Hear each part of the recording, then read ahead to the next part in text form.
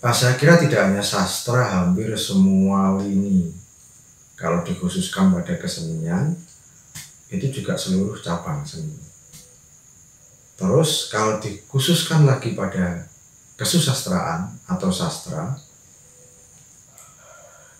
ya mau nggak mau sastra pun seperti yang lain-lain, dia mesti memiliki kemampuan untuk beradaptasi. Ya tentulah kita harus menyesuaikan dengan perubahan-perubahan yang terjadi. Kan bagus toh, kenyataan tumbuhnya teknologi dewasa ini, banyaknya sosial media itu memungkinkan siapa saja itu bisa berekspresi kok, ya. Misalkan Wawan punya karya, ya bisa diupload di Facebook, bisa di channel YouTube yang dibikin, dan sudah nggak ada alasan-alasan lagi. Kalau dulu sebelum era keterbukaan media, orang mau terkenal susahnya minta ampun. Itu biayanya mahal, untuk promosi, untuk branding itu mahal sekali. Dulu kan pernah ingat tuh ada Mbak Surit itu. Wah, lagu tak gendong kemana-mana itu ya untuk ngenalin itu ya bukan duit 1 juta, 2 juta, 100 juta, itu miliaran itu. Miliaran. Belum sampai balik modal ya sudah meninggal dulu. Tapi TV ngomongnya royalti, keluarganya ditanyai gimana. Nggak ngerti mereka itu. Nah, persis sewafatnya beliau itu, kemudian teknologi tumbuh. Media informasi terus dibenahi. Nggak ada itu istilah lemot-lemot, nggak ada sekarang itu. Wah, kalau dulu kan, ya semua tahu lah. Orang, kalau zaman saya itu nelpon itu menek-menek, untuk dapat sinyal itu menek-menek.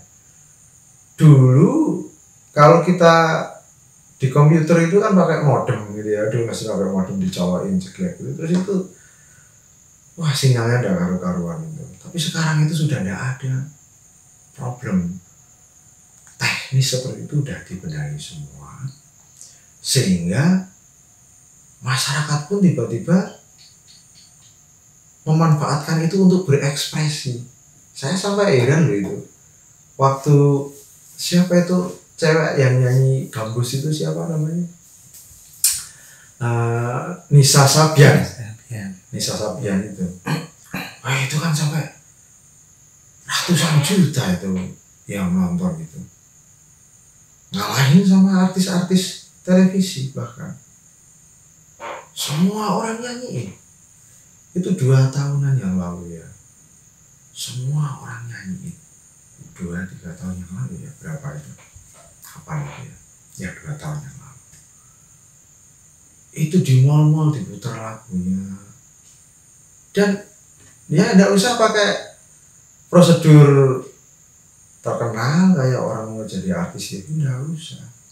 Itu cover lagu yang kemudian nggak tahu bagaimana caranya, tapi itu ditonton sedemikian banyak orang. Tentu kalaupun itu menggunakan dukungan AdSense ya, iklan dan lain-lain, itu ya nggak mahal. Nah, tapi Nisan ini kemudian menjadi fondasi awal orang-orang kemudian percaya diri. Cover dunia cover lagu-lagu itu luar biasa tumbuh. Bahkan studio sekarang itu ramenya itu kan anak-anak bikin cover kan, nyanyi lagu, karena boleh di YouTube itu enggak kena royalti kan. Yang kena royalti yang didaftarkan memang yang original lagunya. Itu pun boleh kita pakai, hanya kalau dimonetize uangnya masuk ke yang punya hak cipta kan. Nah, ini gambaran bahwa dunia teknologi bisa menciptakan ruang kreatif juga di dalam kesusastraan. Ada istilahnya ya apa tadi itu, sastra digital, atau banyak saya lihat itu bikin puisi digital lah ya.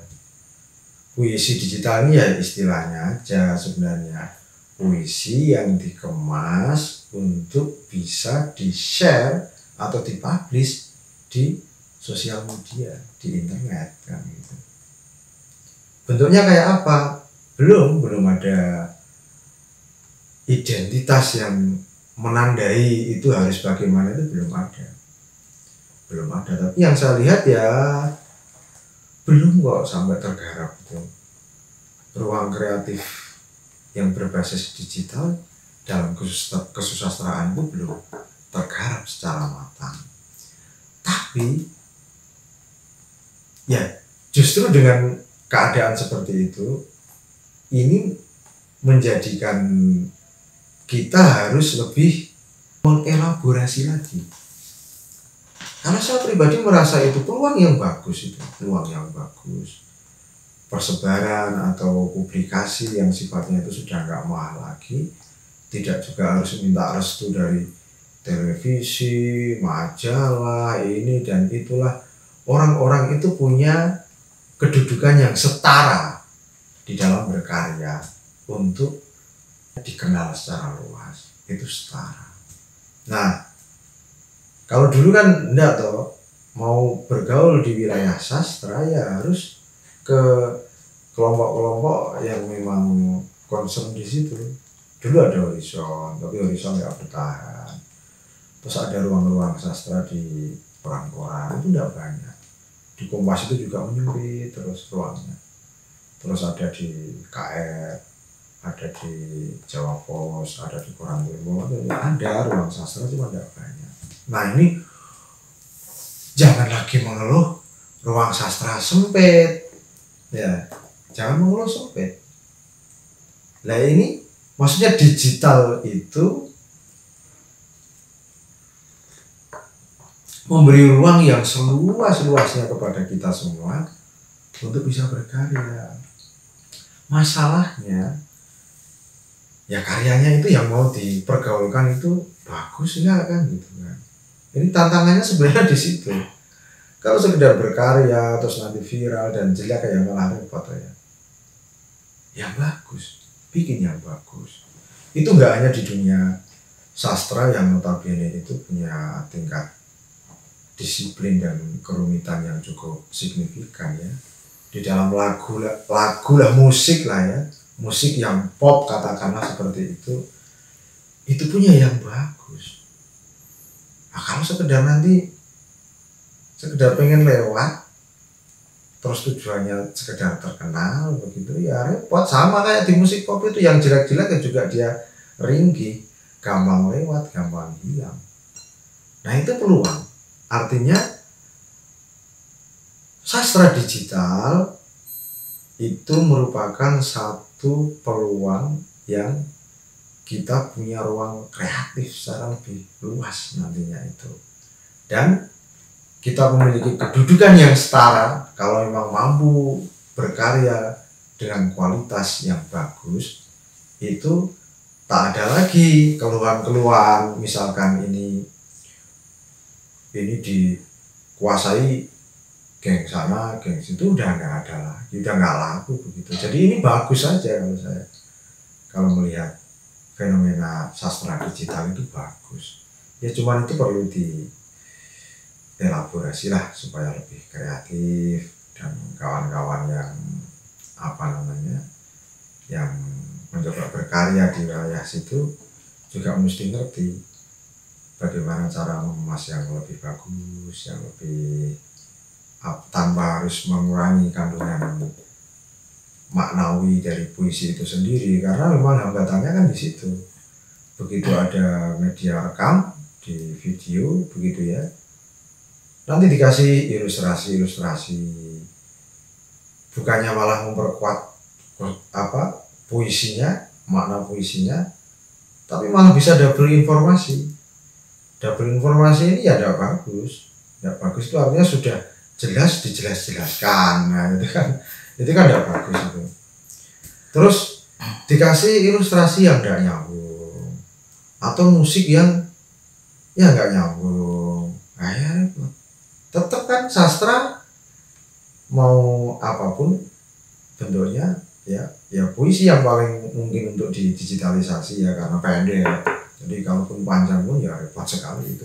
Cerpen itu kan repot, atau apa namanya, artikel-artikel itu kan repot. Sebagai sebuah produk itu puisi yang paling mungkin di situ.